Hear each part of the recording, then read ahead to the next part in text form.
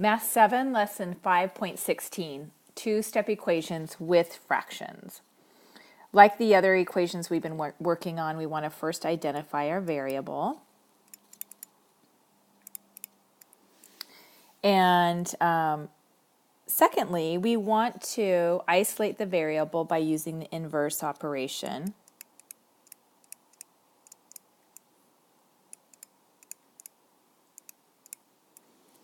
And whenever anything is being added or subtracted to our variable, we want to undo the addition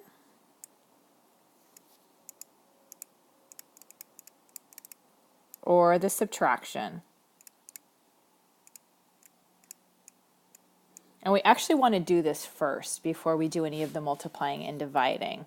So what I'm going to do is I want for us to take a look at an example of this before I move on so that you can see what I mean. So first of all, we're going to do number 1.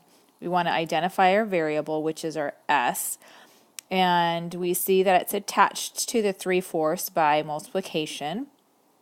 But we also have this 1/2 here that's being added to it. And so we want to get rid of that first before we try and tackle the 3/4 that's being multiplied by the s.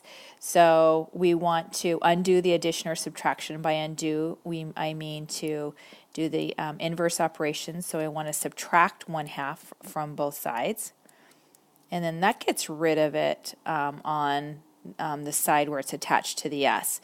So now I'm left with 3/4 s equals 2 3/4, which I'm going to turn into a improper fraction. So that's 11/4 minus 1/2.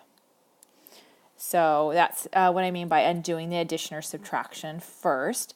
And then I'm going to go back up here to the notes, and then I want to make sure that we simplify our fraction.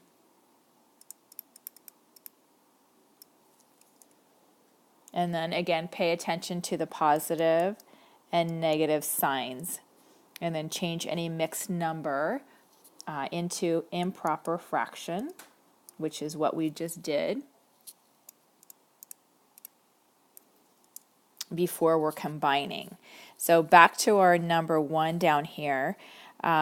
So I turned the 2 3/4 into a mixed number, into an improper fraction, and now I need to subtract those two. So I need a common denominator, and that's going to be a 4. So that means that's a 2. So now I have 3/4 s equals, and I subtract my 11 from my 2, and that's going to be 9/4. And now I want to isolate my variable by doing the inverse operation of this fraction. So I multiply my 3/4 by 4/3, that's the inverse, because it brings it to 1. And I have to do the same thing over here, multiply that by 4/3. So those all cancel out, which means it brings it to 1, and now I have s equals, and I multiply these. I'm going to first cross reduce. That's going to be a 3. That's a 1.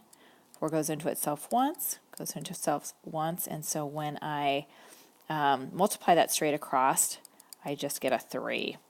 So s equals 3. And let's go ahead and do the second one here. So I identify my variable, which is my a. That's what I want to get by itself. Anything added or subtracted to it, I get rid of first. So it's being added the 7/8, so I'm going to subtract it on both sides, which is the inverse operation. And so now I have a over 3 equals, and I'm going to turn this here into a improper fraction, which is a negative 33 over 2 minus 7/8. I need to make my common denominator an 8, which means I multiplied this by 4 in order for that to happen, so I have to multiply my 33 by 4. And that is a negative 132. And so let's see, I'm going to write this down here now so it's a little bit cleaner. let's see. We have a over 3 equals negative 132 over 8 minus 7/8. Let me move this up a little bit for some more room. So now I have a over 3 equals, and I have a negative 32 minus 7, so it's going to be a negative 139 over 8. I'm going to multiply this by 3 in order to get rid of the 3 on the bottom, which means I need to do the same thing here. And when I multiply that out, I get a equals negative 417 over 8. And now turn that into a mixed number, which is negative 52 and 1/8.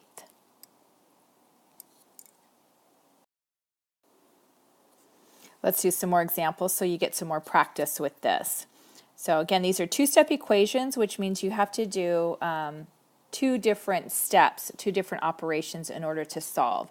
So identify my variable, which is my m, and anything added or subtracted I get rid of first. So it's being added, 12 is being added to it, so I do the opposite, which is subtract 12 from both sides. I get 1/2 m equals 4. I multiply this side by a 2 because it is the inverse operation of 1/2. Multiply this by a 2, and that gives me m equals 8. Let's come down and do number 3. Again, identify my variable, which is the t. Anything added or subtracted, we get rid of first, which is right here. And so I'm going to turn my 2 4/7 into an improper fraction, and that's going to be a negative 18 over 7.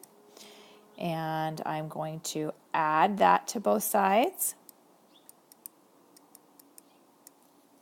And so now I have negative 4 over 7. So I have negative 4 plus 18 over 7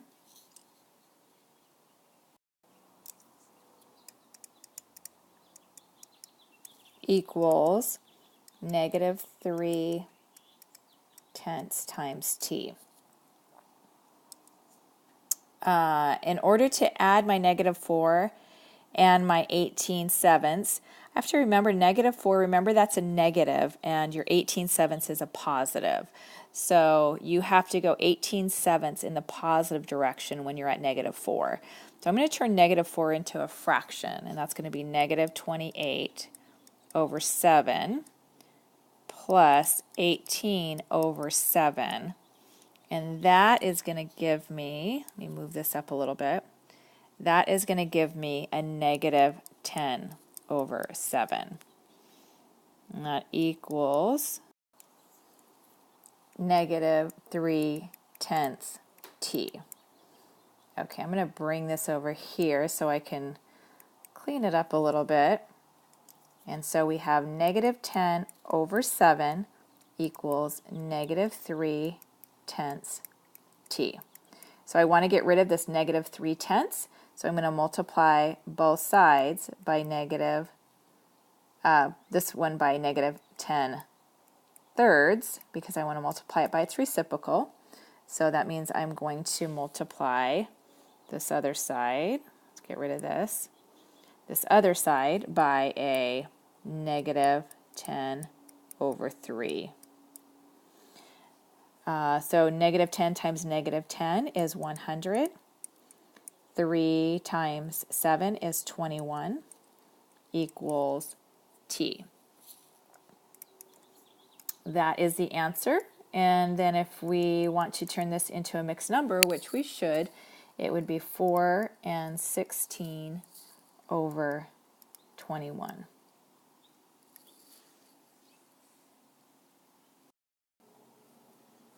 Number 5. First thing I want to do is combine my like terms. So that would be these two, and that would give me a negative 2s plus, I'm turning this into an improper fraction, which would be 5/4, equals negative 5. So here's my variable. Anything added or subtracted I want to get rid of first, so I'm going to subtract 5/4 from both sides.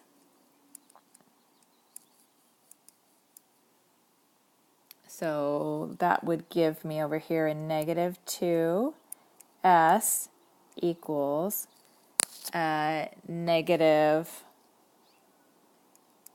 5 and 5/4, which turning that into a improper fraction is going to be negative 25/4. And I'm going to divide this side by a negative 2. Divide this by a negative 2, which means I have negative 25/4 divided by a negative 2, which is the same as negative 25/4 times a negative 1/2. Let's see, nothing to cross reduce. I have a negative times a negative, so that's going to be a positive. So it's going to be 25/8 equals s, and which is the same as s equals 3 1/8. Sorry, a little messy there. But our final answer is s equals 3 1/8.